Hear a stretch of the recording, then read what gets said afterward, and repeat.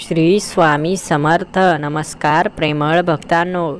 जीवनात तोच माणूस मोठा होत असतो ज्याला कुटुंबाची साथ असते, ज्याच्या डोक्यावर नेहमी देवाचा हात असतो, ज्याला कितीही मोठं संकट आलं तरी भीती वाटत नाही. असा मनुष्य कधीच प्रगती करताना थांबत नाही. त्याच्यासमोर कितीही मोठी आव्हाने आली, त्याच्यासमोर कितीही वाईट शक्तीचा प्रभाव असला तरी तो थांबत नाही. कारण त्याला माहीत आहे आपलं कुटुंब आणि आपले परमेश्वर नेहमी आपल्यासोबत आहेत. त्यामुळे आपल्याला कसलंही काहीही नुकसान होणार नाही. उलट झालं तर आपल्याला त्याचा फायदाच होणार आहे. म्हणून तो निश्चितपणे आपलं काम करत राहतो. ज्याला आपल्या परमेश्वरावर आणि कुटुंबावर विश्वास आहे त्या व्यक्तीला कधीच मागे खेचण्याचा कुणी प्रयत्न देखील करत नाही. म्हणून बाळांनो, ज्यावेळेस तुमचं कुटुंब तुमच्या सोबत असेल तेव्हा तुम्हाला दुसऱ्या कोणाचीच गरज भासणार नाही.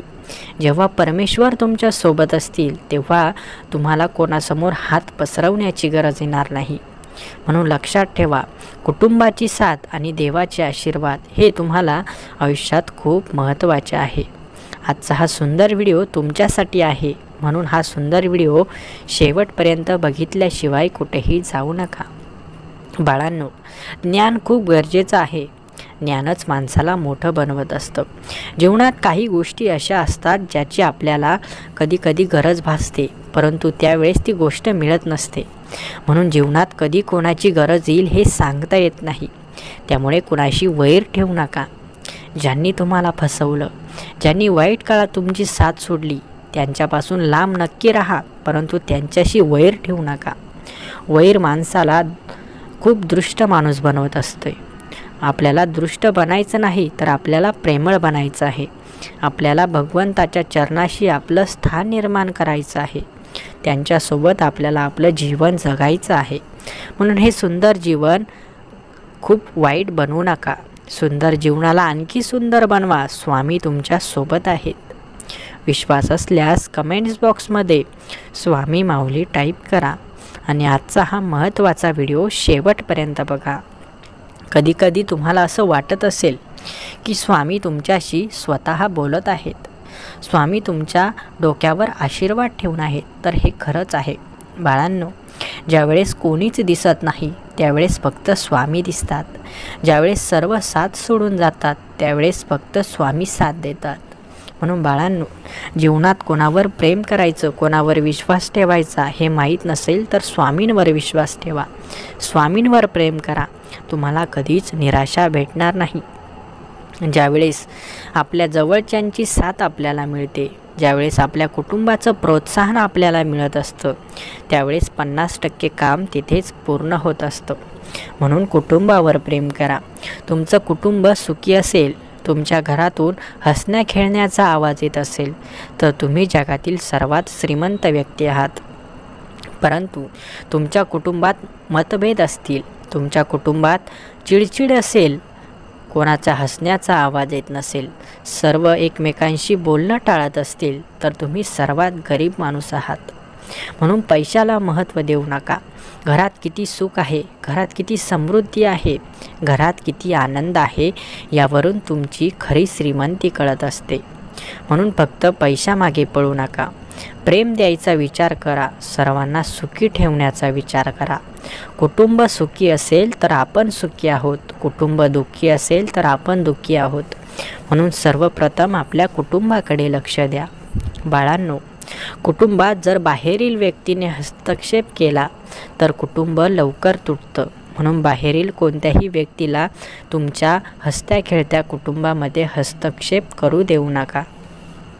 तुमचे मतभेद असतील ते सर्व मिटवून टाका. कुटुंबातील सर्वांना एकत्र आणा. एकमताने कुठलाही निर्णय घ्या. सर्व सण एकत्र येऊन साजरे करा. हाच खरा आनंद आहे आणि अशा घरात स्वामींचे आशीर्वाद नेहमी असतात. असं घर स्वामींना खूप आवडत असतं. म्हणून घरात अगोदर शांतता निर्माण करा. घरात अगोदर प्रेम निर्माण करा. त्यानंतर आपोआप स्वामी चालून तुमच्या दारात येतील. बाळांनो, लक्ष्मी त्या घरात नांदेल ज्या घरात सुख समृद्धी अगोदरच टिकून आहे. लक्ष्मी त्याच घरात येईल ज्या घरात शांतता आहे. म्हणून घरात शांतता ठेवा. अजिबात घरात कोणी शिवीगाळ करणार नाही याची दक्षता घ्या. कोणाकडून काही चूक झाली तर समजावून सांगा, परंतु रागावू नका. बाळांनो, ज्या घरात रागराग आहे, चिडचिड आहे, खोटेपणा आहे, अशा घरात कधीच देव थांबत नाही. अशा घरात कधीच देव प्रवेश करत नाही. म्हणून या गोष्टींची तुम्हाला खूप काळजी घ्यायला हवी. प्रत्येक गोष्टीमागे काही कारण असतं.